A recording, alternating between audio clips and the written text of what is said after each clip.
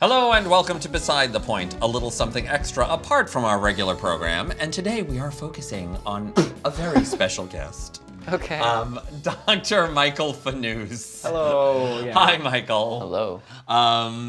You've been on the show a few times talking about PrEP and HIV prevention.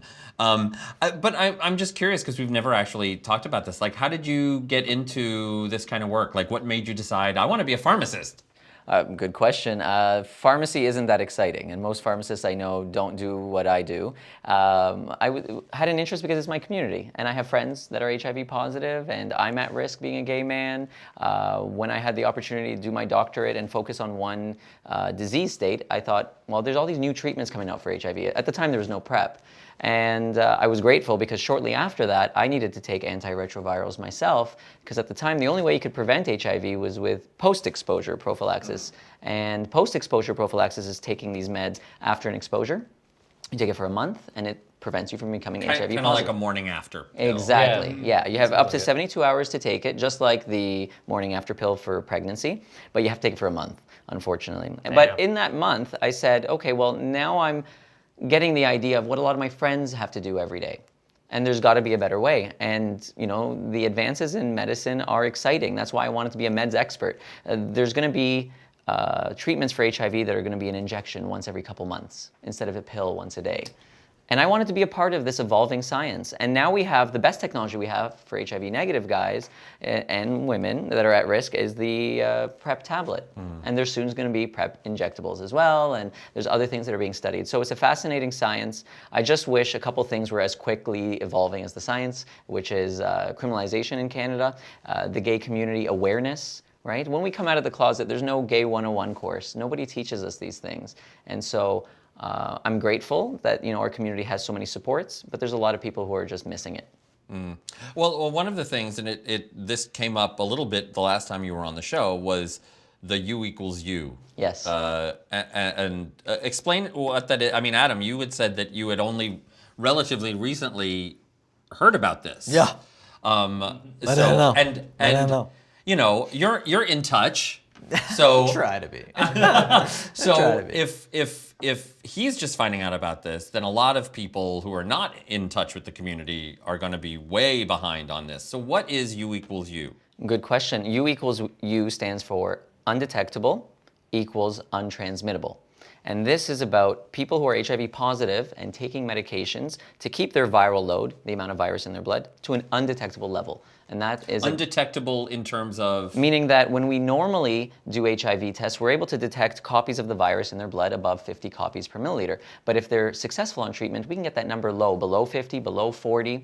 And now we know that that's not just good for someone to live long and have a healthy life, but it also means that if it's undetectable in the blood, it's undetectable in the semen and other fluids that transmit the virus. That means if I sleep with someone who's undetectable, HIV positive, undetectable, the chance of getting HIV is next to nil. Or negligible, or we keep evolving the language around this because we want people to know there's nothing to fear. And so the folks at Prevention Access, namely Bruce Richmond in the United States, started this great campaign. He was in a similar situation where his partner was at risk, the condom broke, and he wanted to tell his partner, don't worry, I went to my doctor and he said I'm undetectable. So he went to his doctor and he said, can you tell me what the risk is to my partner? And he said, there's no risk. He said, can you put that in writing? And the doctor said no. And so since then, that campaign started. Hundreds of organizations around the world have signed on, including organizations here in Canada that say, yeah, we do believe that undetectable means that they can't pass the virus. And so let's not only promote that message to gay men that are having sex with other men, but also tell governments and tell the law that if someone's undetectable, they're not to be feared. You don't need to put them in jail. I'm fascinated because, I came out in the 80s that, yes, we didn't even have the drug cocktails at that point, right? It was AZT and so there was, I understood the fear.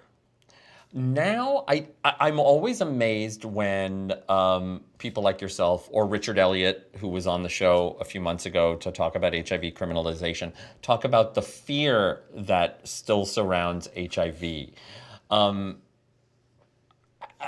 I'm surprised by it, but at the same time, okay, if it's real, if it's there, how do we change? What do we do about that? Yeah, so fear is born out of ignorance, unfortunately, and there's always a fear of the other. And I think as Canadians, we're lucky to live in this society where we can treat people equally, or we should treat people equally, you know, irregardless of their HIV status and their sexual orientation and their color and their gender. But obviously, there's still a lot of work to do. And even on the streets of Toronto, as recently as 2017, a police officer was trying to dissuade an innocent bystander from recording something that was happening, an arrest. And he said, you know, that the suspect that was being arrested has AIDS. Oh, yeah. Right? And he can spit on you and give you AIDS.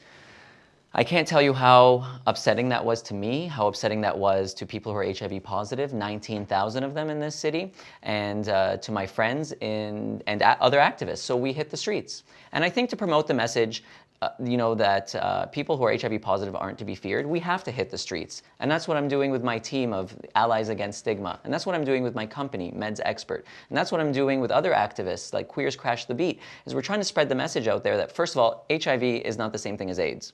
And you can't get it from spit. And we do not allow, you know, people in the public service to be spreading what we call serophobia, the fear of people who are HIV positive. We need education out there. And in order to educate people, we need public health, we need governments involved, we need the provincial government, sexual education in schools. So this message has changed. You know, the story around HIV was scary initially, and there was a lot of hysteria. Now people can live a normal life if they're HIV positive. It's a chronic condition like diabetes and hypertension. They can live just as long as someone who's HIV negative while they're on treatment. And not only that, if they're undetectable, they can't pass it to their partner. Yeah.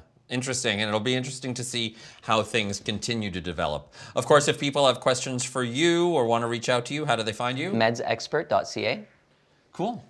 You got it. That's it. All right. Thank you, Michael. Thank you. Michael. And we will see you next time on The Point.